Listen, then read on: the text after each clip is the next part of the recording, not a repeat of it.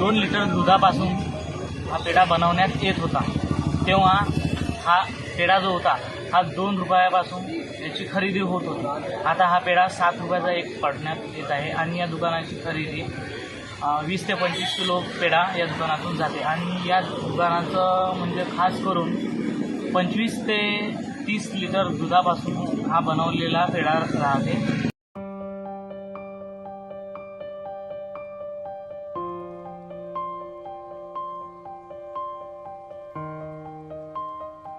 जेव्हा हे जुनं दुकान होते तेव्हा याच्यात एकच काउंटर होते. आता 2025 साल सुरू आहे आणि 20 ते 22 पेढ्याचे काउंटर झालेले आहे आणि पेढ्याची क्वालिटी पण खूप छान आहे आणि या दुकानाला सरासर 20 ते 22 वर्ष झालेले आहे. जवळपास गेल्या 20 ते 25 वर्षापासून आम्ही या दुकानावर येत आहे.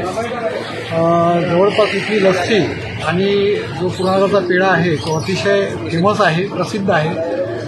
मला खऱ्या अर्थानं मला असं वाटतं की शीतल कोल्ड्रिंक जे आहे त्या पेढ्याचा उगम मला असं वाटतं शीतल कोल्ड्रिंकमधूनच आहे. कारण की आम्ही जेव्हा जायचो, मी जेव्हा धारणीला सर्व्हिसला होतो जेव्हा आम्ही जायचो तर सकाळी इथून येऊन 5 रुपयाचा पेढा घेऊन जायचो. 5 रुपयाचे पेढे मिळायचे आणि जवळपास मला असं वाटतं की ते संपून जायचे लगेचच, मिळायचे नाही.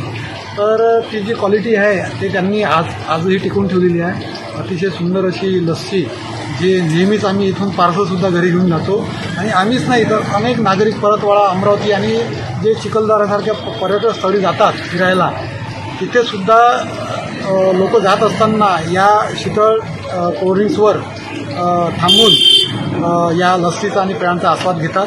आणि पेढा एकदम उत्तम चांगल्या प्रतीचं पेढा आहे. मी नेहमी इथे आल्यानंतर पेढा खातो, यांच्याकडून घेतो.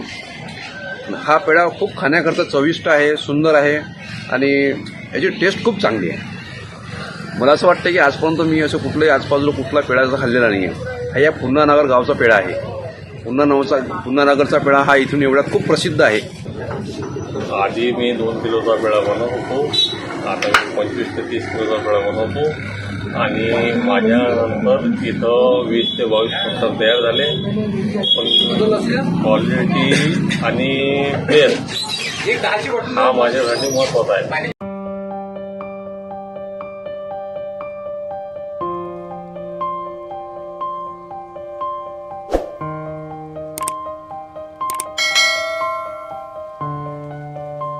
या गावात 70 ते 80% सर्वात जास्त म्हशी आहे आणि या पेढ्यासाठी म्हशीच्या दुधाचा उपयोग केला जातो.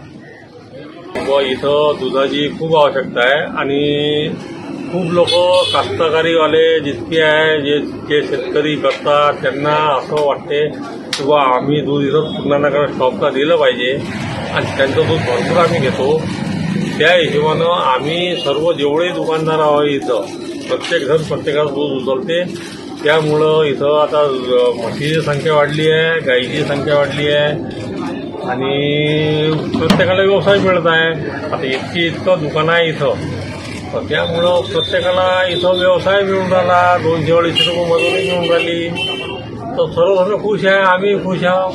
अगोदर रोजगार नव्हता तर या पेढ्यामुळे, या दुकानामुळे सर्वांना रोजगार मिळण्यात आला आणि सरासर इथे 10 ते 15 हजार रुपये पेमेंट प्रत्येक माणसाला आहे.